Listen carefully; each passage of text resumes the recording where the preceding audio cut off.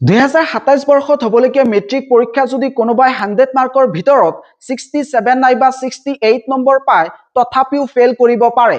How is it possible? এইটো কেনেকৈ সম্ভৱ?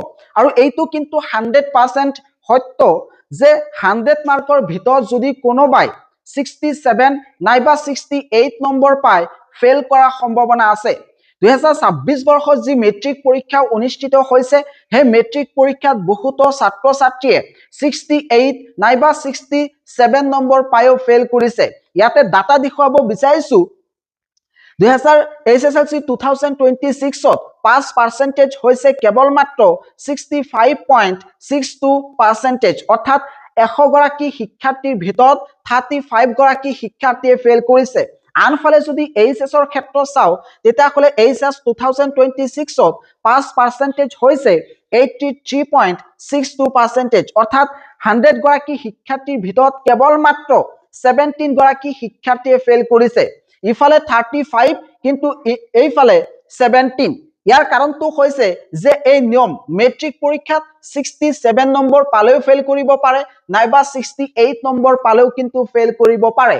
যিসকল শিক্ষাৰ্থীয়ে 2027 চনত মেট্ৰিক পৰীক্ষা দিব তেওঁলোকৰ কাৰণে কিন্তু এই ভিডিঅটো অত্যন্ত প্ৰয়োজন। প্ৰত্যেক গৰাকী ছাত্ৰ ছাত্ৰীয়ে এই নিয়মটো জানিব লাগিব, নহলে কিন্তু বিপদত পৰিব পাৰে। কোনো ছাত্ৰই যদি অবজেক্টিভ অৰ্থাৎ এমসিকিউ যদি 45ৰ ভিতৰত 12 নম্বৰ পায় আৰু যদি ডেসক্ৰিপটিভ পাৰ্টত 45ৰ ভিতৰত 45 পায় আৰু যি ইন্টাৰনেল এসেসমেন্ট আছে তাতে যদি 10 নম্বৰ পায় তেতিয়াহলে 67 হ'ব, তেও কিন্তু এই পৰীক্ষাত ফেল কৰিব। আন এগৰাকী শিক্ষাৰ্থীয়ে যদি 2027 চনত হ'বলগীয়া মেট্ৰিক পৰীক্ষাত 45ৰ ভিতৰত 45 পায় আৰু যদি ডেসক্ৰিপটিভ পাৰ্টত অৰ্থাৎ থিওৰি পাৰ্টত যদি 45ৰ ভিতৰত 13 নম্বৰ পায় আৰু ইন্টাৰনেল এসেসমেন্টত যদি 10 নম্বৰ পায় তেতিয়াহলে 68 হ'ব, তেও কিন্তু এই পৰীক্ষাত ফেল কৰিব। ইয়া কিন্তু 100% সত্য। যোৱা বছৰ কিন্তু বহুতো শিক্ষাৰ্থীয়ে ফেল কৰিছে। ইয়াৰ কাৰণটো হৈছে ইতিমধ্যে আসাম ষ্টেট স্কুল এডুকেশ্যন বোৰ্ডে এটা নতুন নিয়ম ইমপ্লিমেন্ট কৰিছে। আগতে মেট্ৰিক পৰীক্ষাত কেৱল মাত্ৰ 30 নম্বৰ পালে উত্তীৰ্ণ হ'ব পাৰিছে, কিন্তু এতিয়া 30 নম্বৰ পালে উত্তীৰ্ণ হ'ব নোৱাৰে। অবজেক্টিভ পাৰ্টত 45ৰ ভিতৰত মিনিমাম 13 নম্বৰ পাব লাগিব আৰু যি ডেসক্ৰিপটিভ পাৰ্ট আছে সেই ডেসক্ৰিপটিভ পাৰ্টত মিনিমাম 14 নম্বৰ পাব লাগিব। ইন্টাৰনেল এসেসমেন্টত মিনিমাম 3 নম্বৰ পাব লাগিব। তেতিয়া যদি চাওক 30 নম্বৰ হ'ব, এই 30 নম্বৰ লৈহে উত্তীৰ্ণ হ'ব পাৰে। এতিয়া কিন্তু অবজেক্টিভ আৰু ডেসক্ৰিপটিভ পাৰ্টত এক্সট্ৰাকৈ উত্তীৰ্ণ হ'ব লাগিব। যোৱা বছৰ কিছু সংখ্যক শিক্ষাৰ্থীয়ে এমসিকিউত ফেল কৰিছে কিন্তু ডেসক্ৰিপটিভ পাৰ্টত পাছ কৰিছে।